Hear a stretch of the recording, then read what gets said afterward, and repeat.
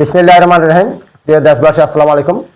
আপনারা জেনে আনন্দিত হবেন, আগামী 20 মে 2026 জাতীয় পত্রিকা দৈনিক নবচেতনার 35তম প্রতিষ্ঠা বার্ষিকী উপলক্ষে আমি দেশবাসী সকলকে শুভেচ্ছা অভিনন্দন জানাচ্ছি। পাশাপাশি কৃতজ্ঞতা প্রকাশ করছি। নবচেতনা চট্টগ্রাম সহ সমগ্র বাংলাদেশে একটি গ্রহণযোগ্য মিডিয়ায় রূপান্তরিত হয়েছে। এখানে আমাদের চট্টগ্রাম ব্যুরো চিফ হিসেবে রয়েছেন সাংবাদিক মাইনুল হক শাহিন ভাই, মাল্টিমিডিয়ার দায়িত্বে আছেন আমাদের পতেঙ্গা চট্টগ্রামের জনাব ইমরান সাহেব। এদেরকেও আমি শুভেচ্ছা অভিনন্দন জানাচ্ছি। পাশাপাশি এই নবচেতনার সাথে যারা সম্পৃক্ত রয়েছেন সব মাল্টিমিডিয়া সহ ঊর্ধ্বতন কর্তৃপক্ষ এবং কর্মকর্তাকে আমি চট্টগ্রাম মহানগর কৃষক দলের পক্ষ থেকে শুভেচ্ছা অভিনন্দন জানিয়ে কিছু বক্তব্য আপনাদের সম্মুখে আমি তুলে ধরব। এখানে আমি অত্র প্রতিষ্ঠানের সাথে যারা জড়িত আছেন আমার বক্তব্যটি সমগ্র বাংলাদেশে ছড়িয়ে দেবেন এই আশাবাদ ব্যক্ত করছি। আমি বলতে চাই, যেহেতু আমরা 17টি বছর পর পূর্ণ গণতন্ত্রে আমরা ফিরে এসেছি, এখানে আমাদের সামাজিকভাবে বন্দর পতেঙ্গায় কিছু সমস্যা আছে। সেই সমস্যাগুলো আমি তুলে ধরছি। প্রথম সমস্যা হলো আমাদের বন্দর পতেঙ্গায় একটি সরকারি হাসপাতাল বিশেষভাবে প্রয়োজন, যা ইতিমধ্যে আমাদের অত্র এলাকার এমপি গণপ্রজাতন্ত্রী বাংলাদেশ সরকারের মাননীয় অর্থ পরিকল্পনা মন্ত্রী অত্র এলাকা থেকে বারবার নির্বাচিত জননেতা জনাব আমির খসরু মাহমুদ চৌধুরী নির্বাচনী প্রতিশ্রুতি দিয়ে গেছিলেন এই অত্র এলাকায় অর্থাৎ বন্দর পতেঙ্গা এলাকায় একটি সরকারি হাসপাতাল তিনি নির্মাণ করবেন। সেই সুবাদে তিনি ইতিমধ্যেই সরকার গঠন করার পর পতেঙ্গার জেলেপাড়ায় লিঙ্গুর সংলগ্ন একটি জায়গা তিনি শনাক্ত করেছেন। এই জায়গাটিতে তিনি একটি সরকারি হাসপাতাল করার জন্য জনসমক্ষে তিনি প্রতিশ্রুতি দিয়েছেন এবং জনগণকে আশ্বস্ত করেছেন।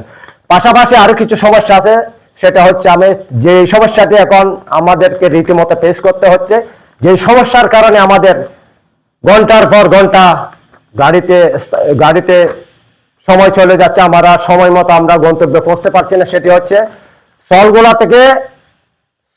ত্রিফুট থেকে আমাদের চলগোলা পর্যন্ত যেই গাড়ির জ্যামটি হচ্ছে, সেই জ্যামটি নিরসনের জন্য আমি রোডস অ্যান্ড হাইওয়ে এবং কর্তৃপক্ষের নিকট আমি আজকের উপস্থাপনা থেকে জোরালোভাবে আবেদন জানাবো।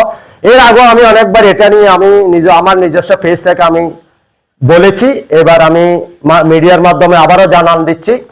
এই যানজটের সাথে অর্থাৎ যানজট নিরসনের যারা দায়িত্বে আছেন রোডস অ্যান্ড হাইওয়ে এবং ট্রাফিক বিভাগকে আমি আমার জায়গা থেকে এবং পতেঙ্গা হালিশহরের জনসাধারণের পক্ষ থেকে জোরালো আবেদন জানাবো, এই যানজটটি আপনারা নিরসন করবেন অতি দ্রুততম সময়ের মধ্যে।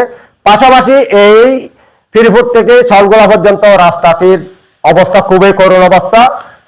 রীতিমতো বিভিন্ন ফেসবুক এফবিতে আপনারা দেখতে পাচ্ছেন রীতিমতো দুর্ঘটনা ঘটছে, বড় বড় গর্ত হয়েছে। এগুলা সমাধানের জন্য আমি চট্টগ্রাম সিটি কর্পোরেশন সহ সংশ্লিষ্ট যারা কর্তৃপক্ষ এর দায়িত্বে আছেন তাদেরকে আবেদন জানাচ্ছি। তার সাথে সাথে আমাদের আরো একটি সমস্যা আছে, এখানে পতেঙ্গা হালিশহরের মধ্যে সুপিয়া পানির বিশেষ প্রয়োজন। সুপিয়া পানির জন্য আপনারা একটু যারা দায়িত্বে আছেন, আমি মাননীয় মন্ত্রী জনাব আমির খসরু মাহমুদ চৌধুরী সহ তার সংশ্লিষ্ট দায়িত্বপ্রাপ্ত সকলকে আমি আবেদন জানাবো। এর পাশাপাশি পতেঙ্গায় আরো বেশ কিছু সমস্যা আছে, আস্তে আস্তে আপনারা একটা আমরা তুলে ধরবো। আমরা আশা করি আপনারা আমাদের সমস্যাগুলো অচিরেই সমাধানের ব্যবস্থা করবেন।